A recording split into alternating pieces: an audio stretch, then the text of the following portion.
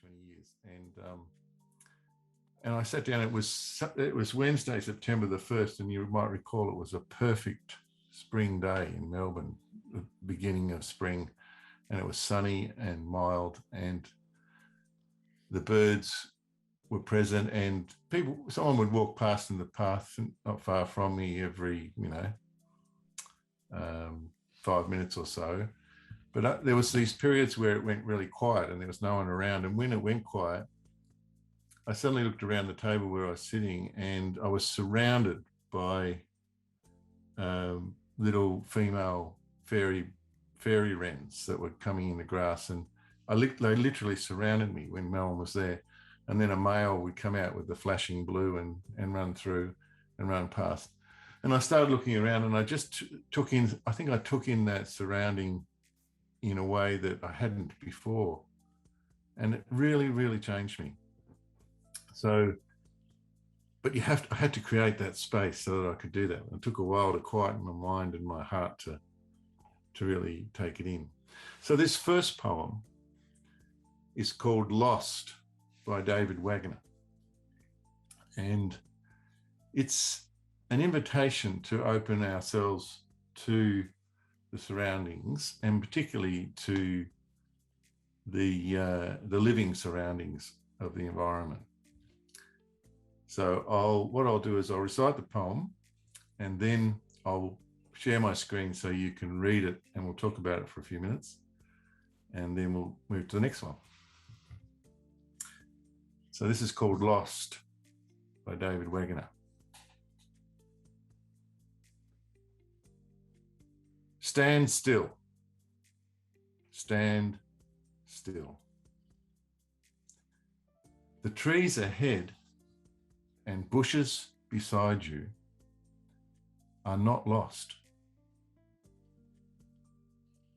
Wherever you are is called here, and you must treat it as a powerful stranger. Must ask permission to know it and be known. The forest breathes. Listen, it answers. I have made this place around you. If you leave it, you may come back again, saying, here. No two trees are the same to raven. No two branches are the same to wren. If what a tree or a bush does is lost on you, you are surely lost. Stand still. The forest knows where you are. You must let it find you.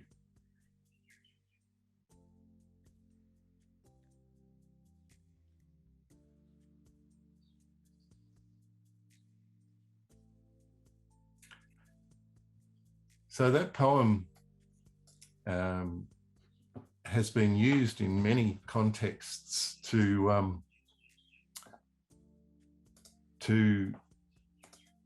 help people who are suffering from anxiety and in a state where they feel dissociated from themselves. And can you see it now on the screen there? And it has been powerfully used in that way in spiritual care. I know that for a fact. But I wonder if any of you sort of hear the invitation there that's beyond, as it were, the literal. Clearly, it's an image of walking in the forest, and this is it's very easy to enter into this poem and be there and see and feel the things the poet is referring to, but there's something much deeper going on here, I think. And what I love about it is that I have experienced this myself, that you might feel like you're in the middle of a forest or in a place that in one sense just looks all the same as familiar, and yet you know that it's unique. And when you stop to watch, and that sense that if you leave it, you can come back again, but because, as it were, you've opened yourself to know that place as somewhere unique in the world and in your experience, you can call it here with a capital H, you know. And then this sense that there's this beautiful line in another poem, which I might share with you, that talks about opening ourselves to the world, and that all the birds and the creatures of the earth are unutterably themselves. Everything is waiting for you. So I don't know, I think there's this sense in which we are moving so fast through life, to stop sometimes is a little bit challenging. And for some people, to actually stop and be with their own thoughts or just be present to what's around them is actually a very scary thing. But if you're able to do it, and you're able to sort of connect, as it were, and there's this deep sense of stillness, I think, that can manifest in your mind and your heart. And there's this sense in which, this beautiful sense when you go back to the literal, as it were, the forest being a real thing that really wants to know you and really wants to invite you into a sense of belonging to the earth. So there's, I don't know, I'm just wondering if anyone else feels the depth of this poem and the invitation of it to stand still.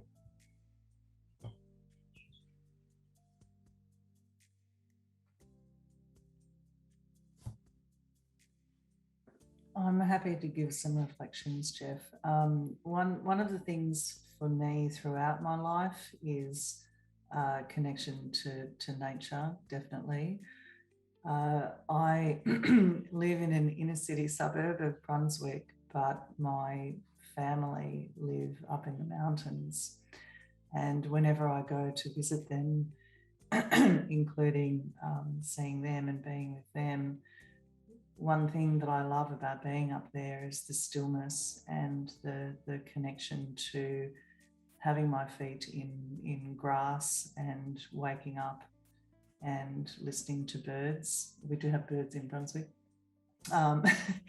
And so when I'm up there, it does actually remind me to focus on quiet times and investment, I guess, in some quiet time for myself, wherever I am and whatever nature is around me. So I've just thought, actually, an example of that. Yesterday, I went out into the garden and I picked some jasmine flowers. They're flowering, and put them all throughout my house. And so I just had the smell of jasmine all day and all night as I went to sleep. So that was beautiful connection to nature. What does it do to you when you actually stop and let that happen, do you think, Sam? Well, I think it quiets the mind, the chatter that we all have, whatever busyness we're having and experiencing, and outcomes that we're supposed to be achieving, or whatever it is. It's just that momentary sensory circuit breaker, if you like. Yeah. The title of this poem is interesting in the sense that it's called Lost, and yet it's all about not being lost. And it's sort of, like you say, Sam, you can be so busy, so caught up in everything that we're doing and everything we're anxious about, and that we can be lost, as it were, in busyness, or lost in disconnection. And the invitation is kind of to just reach out and see what's around us, and then feel connected again. I think actually that's right, Geoff. Not to hog people's time. Everybody else jump in when you like, but that is right. It is but in the busyness, and you know, I myself, I live in a house in Brunswick. I have 2 cats. I don't, you know, the human connection part of COVID has had a huge impact on me insofar as isolation, and so being connected with nature, it reminds me that I'm part of the bigger picture, I guess, and that I'm connected to that. So that's joyful. I really love the imagery of the forest looking to find. Sorry, now what is it? The forest knows where you are. You must let it find you. The imagery of the metaphor of the forest looking for you is beautiful. And I think it's a great poem. The other thing I would say is that, you know, I'm a bushwalker, and sometimes, even though I say I love the bush, and I do love the bush, and I spend a lot of time there, sometimes I don't really stand still and take it in. You know, I'm thinking, you know, I've got 15 Ks to go, you know, I have to finish this by 5 o'clock, or, and I don't suck up what's around me as much as I might with hindsight.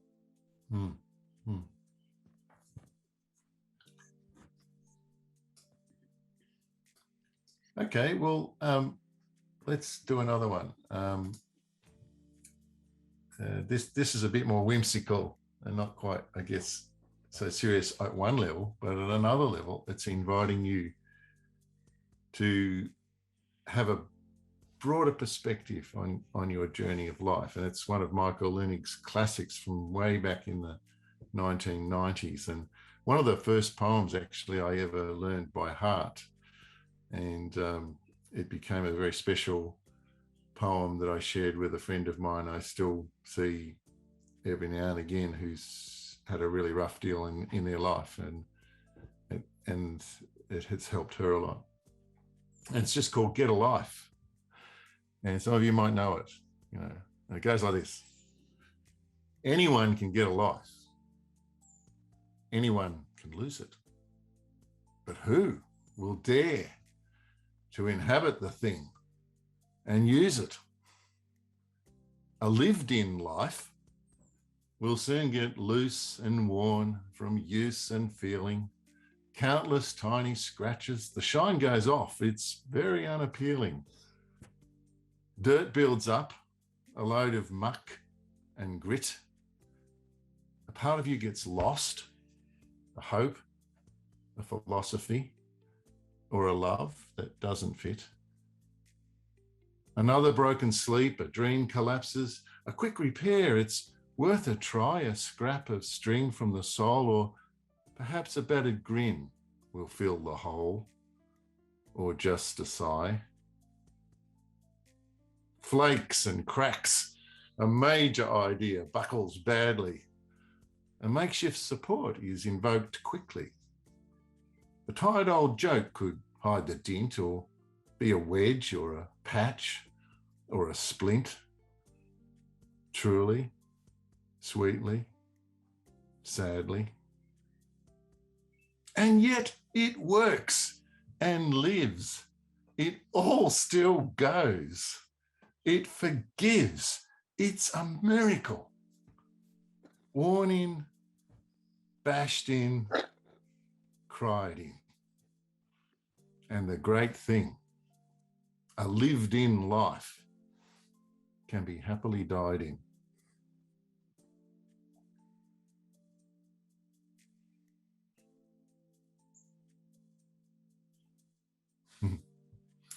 So, this has been one of my favourite poems for years. And partly because it's so true. All right, now, they're the words. I can't get it all on the screen at once, I don't think, but I'll send this through to everyone later. I just thought of a brilliant thing Dom, I can actually paste this into the chat window, can't I? And then people can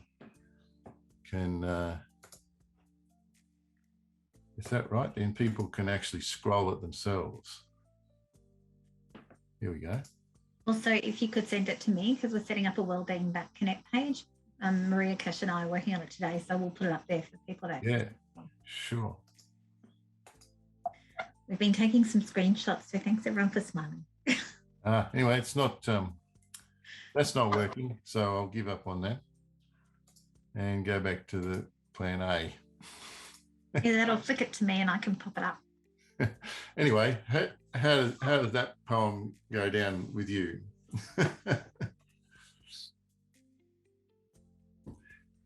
I find it starts off quite kind of whimsical, as learning often does, and it's got a rhythm and a meter and a rhyme, and and you know, you sort of smile about the whimsicalness of it, and then you suddenly it bites because it's so true. and I think what the invitation I feel in this poem is simply to accept the journey we've been on. We can't change the past. We can't control the future. And yet, when we're able to accept the journey that we've been on, however difficult it's been, however many mistakes we've made, all the joy, all the pain, all the love and effort that we've put in, and then to be able to simply accept who we are and our journey for what it is a fantastically powerful way to, I think, learn to live our lives and to, as it were, you know, release ourselves from the anxiety of trying to control everything. Now, that's not to say, of course, that for one moment that there isn't a thing called trauma that imprints on our bodies, and that is something we continually have to work through. It does not deny the journey of grief that we are on. I think the invitation is to just embrace those realities and to live into them, and to simply live, as it were, you know, the comfortableness of an old jumper that we've loved and should have thrown away years ago, but we love it because it speaks to us of so many memories and we're so comfortable in it. And that's the sort of image, the invitation to be comfortable in our own skin, to live in our lives, to accept that we're not perfect, to accept that we can't control the future or change the past. And it's easy to say that, much, much harder to do it. But when, to the extent we are able to do that, I think it's a powerful way to become present and at peace in our lives and be able to enter into relationships in ways that are far more profound than when we're constantly anxious about ourselves. Anyway, that's how I hear it.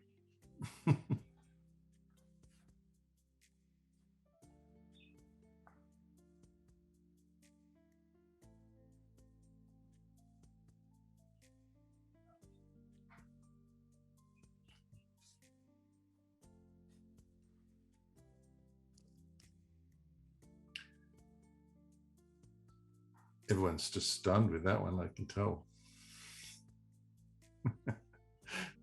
Either that or this. I'm not stunned. I loved it. I just I'm consciously leaving room for others to come in. Or they're so bored they're not awake anymore. I think it just speaks so much truth. Mm.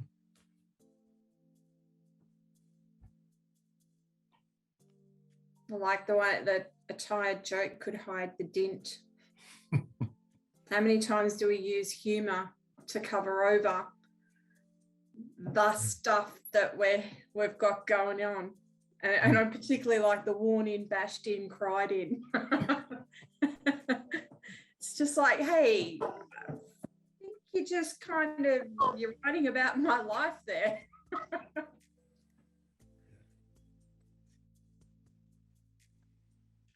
Funny, isn't it, that we're taught not to express our emotions, but it's actually healthy for us.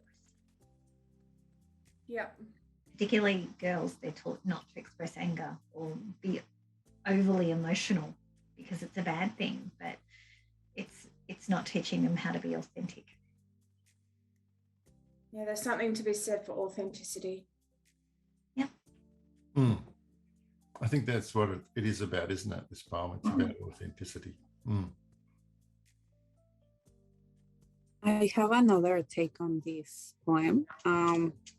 So considering what has happened with COVID and any other illness out there, I think not many people have the opportunity to age and appreciate what age is and aging is. So this poem actually tells you, even though that you're having trouble sleeping, or you have some falls, you have maybe your hands don't move the same, appreciate what you have done, appreciate what you are doing, and appreciate that your body is going to age, and maybe it will age well or not, but that's why that's my take on this poem. So yeah. That's beautiful. Love that. Thanks. Right. Well, have we got time for one more, or should we finish there? I've got one more.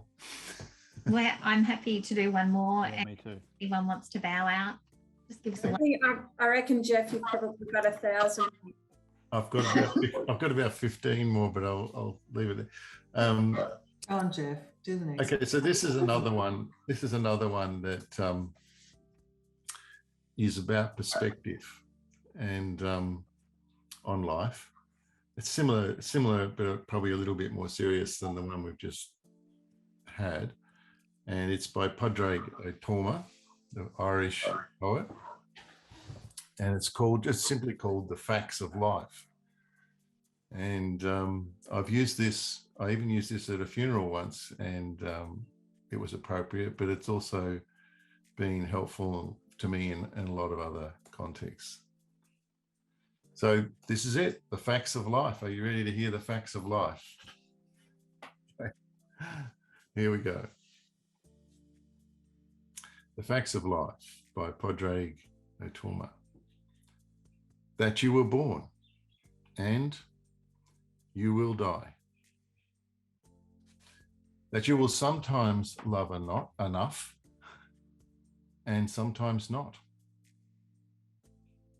That you will lie, if only to yourself. That you will get tired. That you will learn most from the situations you did not choose. That there will be some things that move you more than you can say. That you will live. That you must be loved. That you will avoid questions most urgently in need of your attention.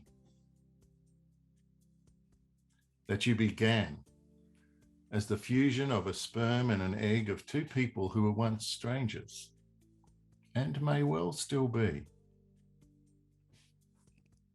That life isn't fair. That life is sometimes good and sometimes better than good. That life is often not so good. That life is real. And if you can survive it, well, survive it well, with love and art and meaning given where meaning's scarce. That you will learn to live with regret. That you will learn to live with respect.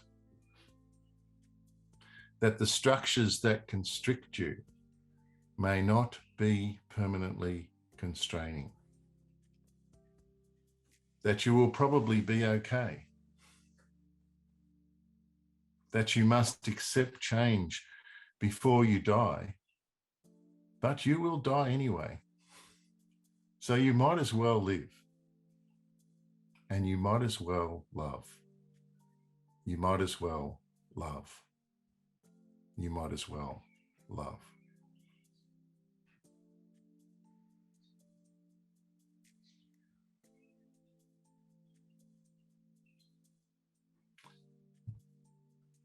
Probably that's a little bit more serious, but but I find that that poem is beautiful in the sense that every line is a wise statement, so to speak. And something that, as I recite that poem walking around the park, I'll focus on just one aspect of the truth that it is trying to speak. And again, it's a poem inviting us to be present to ourselves and our lives, and to realize that when we embrace the imperfections, the disappointments, the joys, the just richness of life, that we can become, I think, more grounded in ourselves and more able to love and to take the huge risk of love. Because to love anything or anyone is to risk pain. And one wise person once said that grief is actually just another form of love.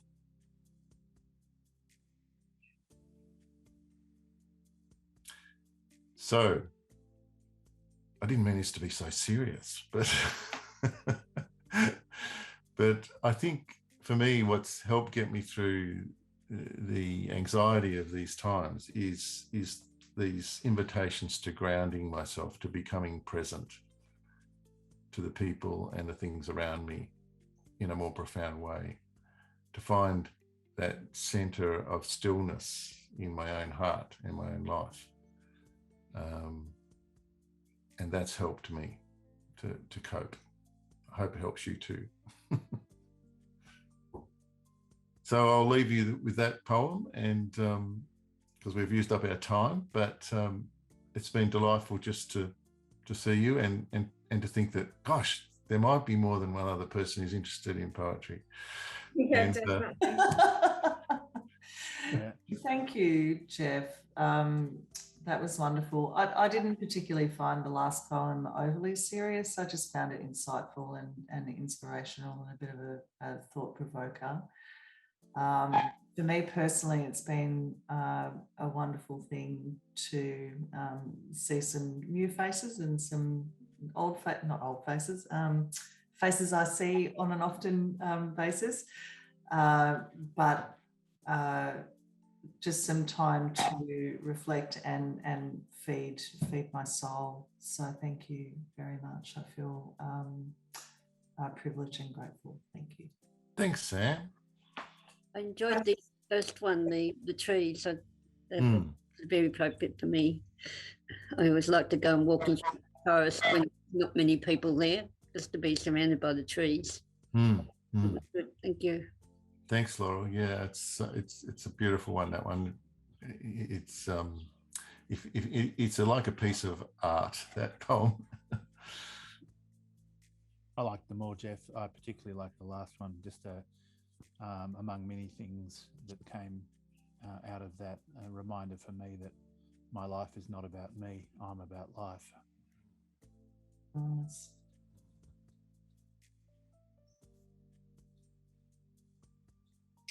Nicely said. Well, thank you to everyone for coming, and thank you so much to Geoff for Good on you, Geoff. Many thanks. presenting those so nicely. It was really good. I haven't done poetry for quite a while, but I think I'm remembering how to be a bit of a fan. So thank you, Geoff. Yeah. Many thanks, Geoff. Everyone for giving up your lunch hour and coming. We will put on the back connect, and we'll send you the link when we're there if you want to reflect again. Thanks very much, Dominique. Have a great day and go safely.